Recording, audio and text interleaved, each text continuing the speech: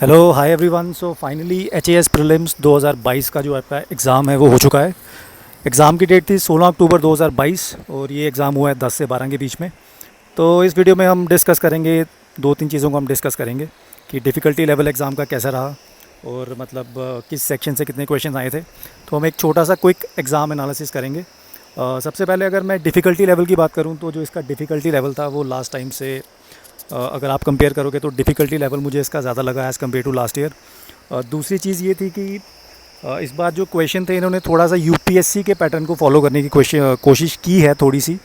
और एक और बात ये है कि जो क्वेश्चन थे वो काफ़ी ज़्यादा मतलब इन्होंने ट्रिकी बनाए थे इन द सेंस कि क्वेश्चन में ये पूछ रहे थे which of the following statement is incorrect. तो अगर आपने जो मेन स्टेटमेंट अगर आपने वो ध्यान से नहीं पढ़ी होगी तो डेफिनेटली जो क्वेश्चन गलत होने के चांसेस हैं वो काफ़ी ज़्यादा हैं। अगर मैं सब्जेक्ट वाइज एनालिसिस की बात करूं, जो हिस्ट्री के क्वेश्चन थे वो मॉडर्न हिस्ट्री से थे, लेकिन जो क्वेश्चन थे वो आउट ऑफ द बॉक्स थे। मतलब जो नॉर्मल क्वेश्चन होते हैं हिस्ट्री के वैसे क्वेश्चन नहीं थे। और दो तीन क्वेश्चन ऐसे भी थे जो एंशिएंट हिस्ट्री से भी पूछे गए हैं इस बार। जहाँ तक पॉलिटी की बात है तो पॉलिटी का जो सेक्शन था उसको मैं ईजी बोलूँगा। जो ईजी क्वेश्चन थे, मतलब अगर आपने पॉलिटी पढ़ी है तो आप वो उसको ईजिली अटैम्प्ट कर सकते हो, ज़्यादा उसमें कुछ नहीं था। तो पॉलिटी के जो क्वेश्चन थे वो ईजी क्वेश्चन थे। और जहाँ तक ज्योग्राफी के क्वेश्चन थे तो मैप के ऊपर 3-4 क्वेश्चन आपके मतलब आपको सीधे सीधे देखने को मिलेंगे। यूक्रेन क्राइसिस के ऊपर एक क्वेश्चन मिलेगा आपको देखने को। उसके बाद आपको नॉर्थ टू साउथ कंट्रीज़ को अरेंज करना था। साथ में आपको टर्की की लोकेशन बतानी थी कि उसकी लोकेशन मतलब कहाँ पे है। तो ऐसे 3-4 क्वेश्चन ज्योग्राफी के थे। तो ज्योग्राफी के क्वेश्चन मैं मीडियम बोलूँगा। मैपिंग पे क्वेश्चन थे। उसके बाद अगर इकनॉमिक्स की बात की जाए तो इकनॉमिक्स में आपके स्टेटमेंट बेस्ड क्वेश्चन ज़्यादा थे। इकनॉमिक सर्वे से उन्होंने ज़्यादा क्वेश्चन नहीं पूछे हैं, लेकिन जो कोर कॉन्सेप्ट होते हैं इकनॉमिक्स के, मतलब जिसके बेसिक क्लियर है इकनॉमिक्स के, तो वो उन क्वेश्चंस को अटेम्प्ट कर सकता है। जहाँ तक इकोलॉजी की बात है तो जो इकोलॉजी के क्वेश्चन थे उनको मैं इजी बोलूँगा। कुछ क्वेश्चन जो ज्योग्राफी के थे वो मतलब आपको जो टिपिकल होते हैं एटमॉस्फेयर के ऊपर एक क्वेश्चन मिलेगा आपको। उसके बाद वाइल्ड लाइफ सेंचुरीज़ के ऊपर क्वेश्चन था इकोलॉजी में। देन आपका रामसर साइट्स के ऊपर भी क्वेश्चन था। उसके बाद आपको मतलब जो वाइल्ड लाइफ प्रोटेक्शन एक्ट कब आया, फॉरेस्ट पॉलिसी कब आई, तो इसके ऊपर भी मैच द फॉलोइंग का क्वेश्चन था। तो अगर आप ओवरऑल देखा जाए तो इकोलॉजी के क्वेश्चन थे वो थोड़े से मुझे इजी लगे। जहाँ तक हिमाचल प्रदेश की बात है, हिमाचल प्रदेश के टोटल 25 क्वेश्चन थे।